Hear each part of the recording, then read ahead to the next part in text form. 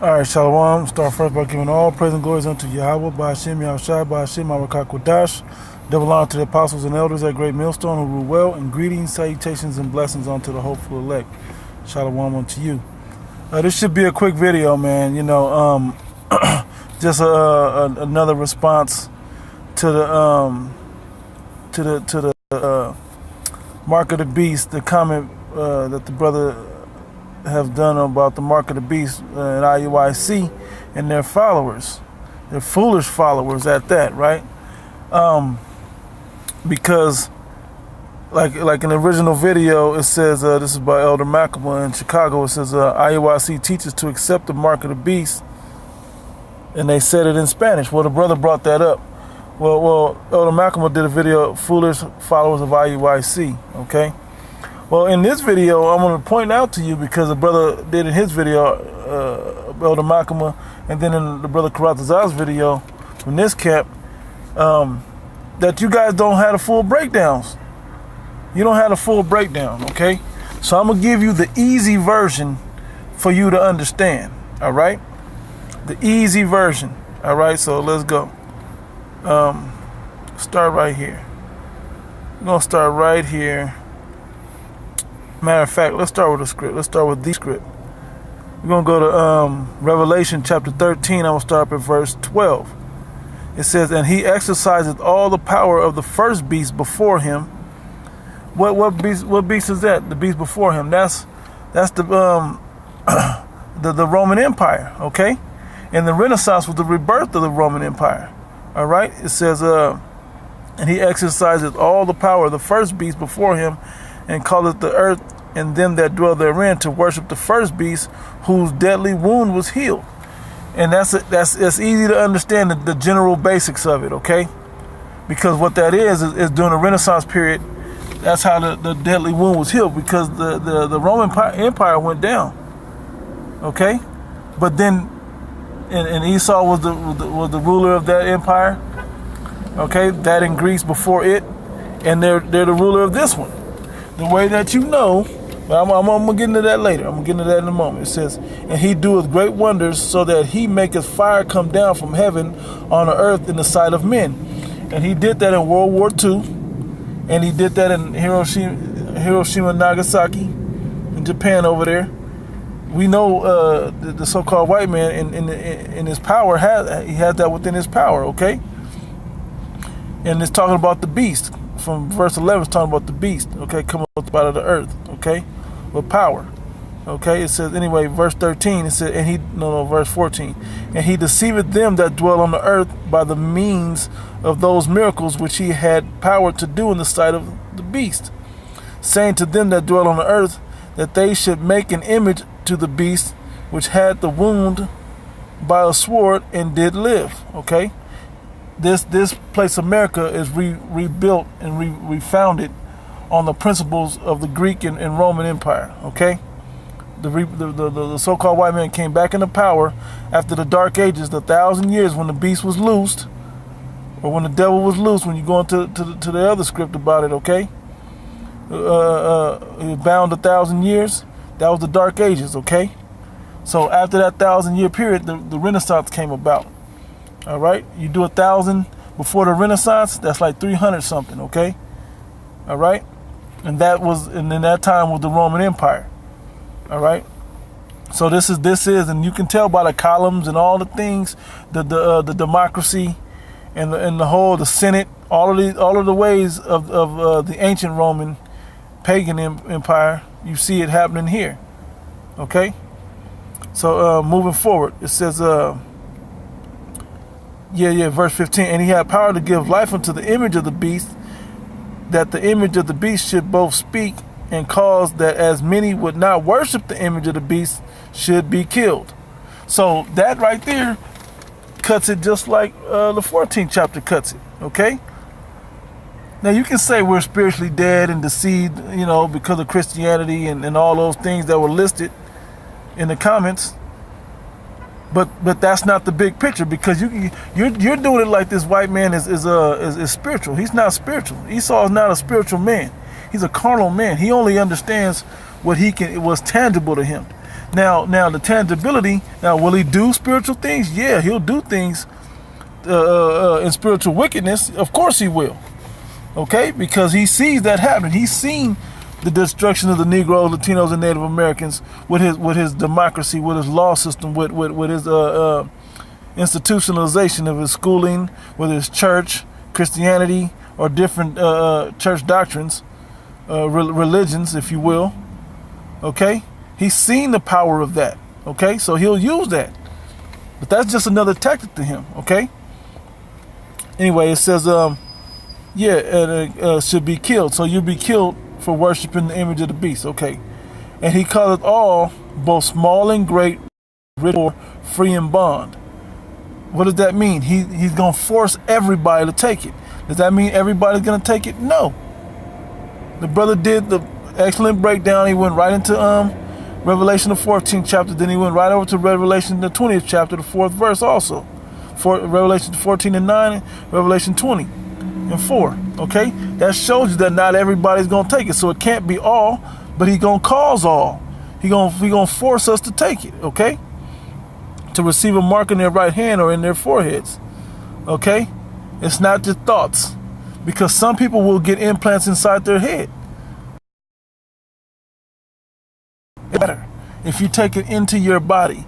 And when you go into this word here, that mark is charagma. The brother went into it, and I'll pull it up just to show you real quick. Bear with me 1 second. Okay, charagma. And let me go back so you don't say, oh, he just brought it to charagma. Revelation, look. Mark, charagma right here. Okay? Charagma. He did this is on Blue Letter all day. All right? Strong definition. A scratch or etching, that's not a thought.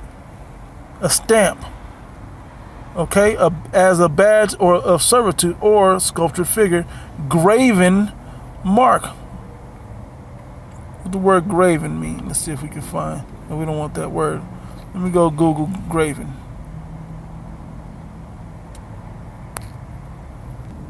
Okay, it says engrave an inscription or image on a surface. Engraved in your skin. Okay, literary. It says fix something indelibly in the mind. Yeah, you got this beast system. I can't live without going to Esau. I can't live without taking this chip, which a lot of you people gonna do. You know, because you don't know the dark straits of taking it, man. You don't know how bad that is to take it. Okay, so let me go back.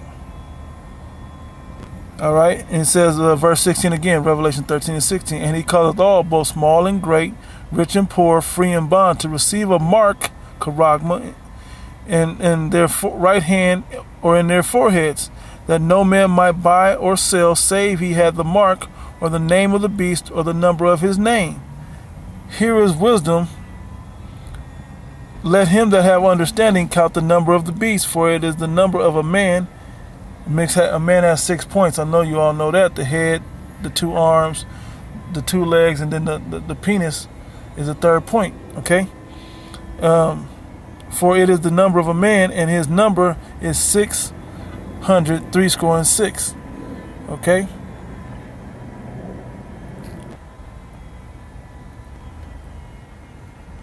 Okay, so let me go now into this.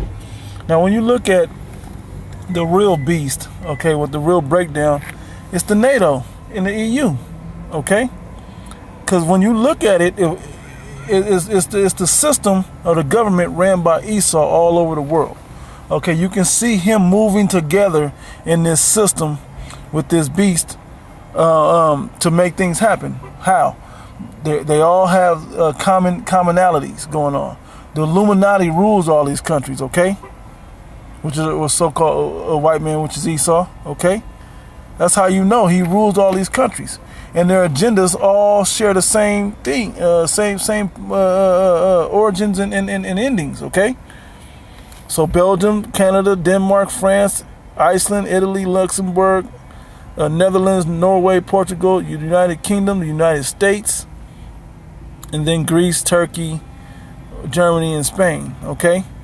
That's the beast, okay? Along with the EU, that's the beast. the European Union. Google that. Find out who's in that. Okay? But here's another something I want to show you that connects to this whole thing. Matter of fact, it was right there. This right here. The near field in the RFID. This is how you know that this is actually this technology. It says, I'm going to start with RFID. Radio frequency identification. It's low frequency, high frequency, ultra high frequency, okay? Popular uses. Asset tracking. They have that on your barcodes, okay? And your IDs, your passports, okay? Over here on the West Coast, and I'm sure it's spreading throughout America, you gotta have the real ID, as they call it, which has this RFID chip in it.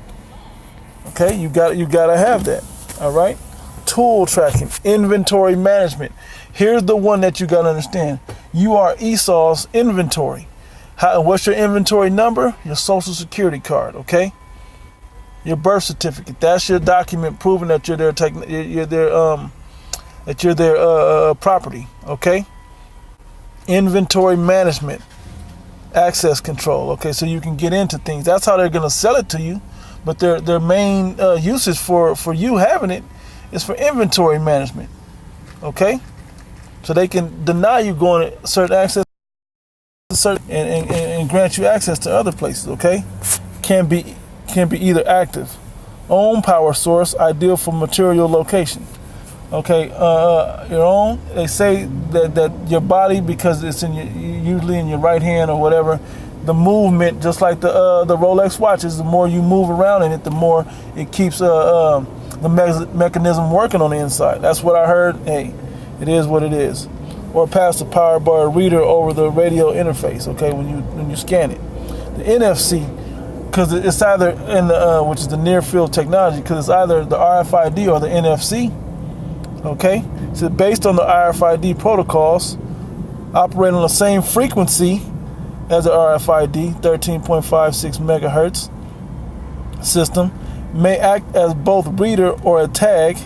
Short read range limitations. Okay, it's popular uses: access control, information sharing. Information sharing. What are they supposed to have on this technology? Whether your transactions, buying and selling. They also said your medical history, your driving record, and all of that. Anything on your bank account statements and how much money you have in there. They're not bringing up these cryptocurrencies for nothing, because it's all going digital. Okay. So I'm gonna pose the question that brothers have posed. I believe first time I heard it was Elder Yashawamba said it. Okay, so let's say that this isn't that the mark of the beast isn't the chip, right? Well, what is this? What is this? What is this thing that they want to implant in your body? You know, what is this? Okay. What is this technology that they're doing? Okay, how come all the big stuff going on in the world that's in the Bible, but this ain't in the Bible? Yeah, right. This is such a big thing because they're gonna track everybody with this thing. All right. So how is this not written in the Bible? What is this in the Bible then? Because this is a big situation. Okay, this is like a brand to prove that you have allegiance to a certain owner. Okay, or that you belong to a certain owner. That's why I was making a big deal about inventory management. All right, information sharing, transferring info between smartphones by tapping two devices together, tapping one to the other, Bluetooth. Okay, that's out there. All right, access control, round tour management. Yeah, so you can get in and out of certain places. This is the technology that you have to deal with. You have to deal with this, okay? You have to deal with this. So that's the real breakdown in a nutshell of the RFID mark of the beast, okay? It is the microchip, okay? It is the near field RFID technology, okay? That's the way that Esau would be thinking. If you understand your adversary, that's how he thinks. That's why when there's a barcode on everything you purchase now. That's why you can just go scan stuff. Just go in the grocery store and scan it. Go in whatever store. They don't even need a teller or a cashier. They don't even need that anymore. Okay, they can just go up and be like, yeah, this is And when you walk out with something, what happens? The buzzer goes off. You know, Walmart in particular, which we always talk about Walmart and what they got going on over there. What do they have at Walmart?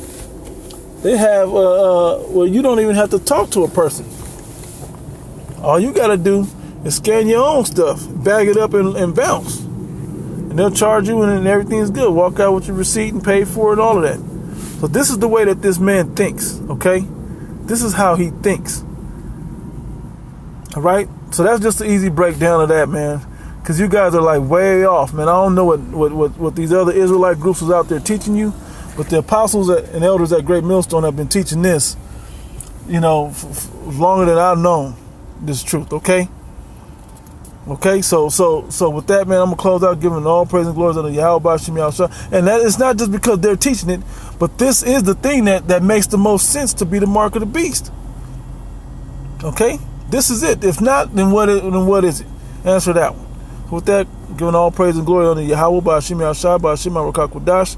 Double honor to the apostles and elders at Great Millstone who rule well. And greetings, salutations, and blessings unto the hopeful elect. Shalom unto you. Don't take the chip. Come out of that other stuff, but don't take the chip either. Shalom.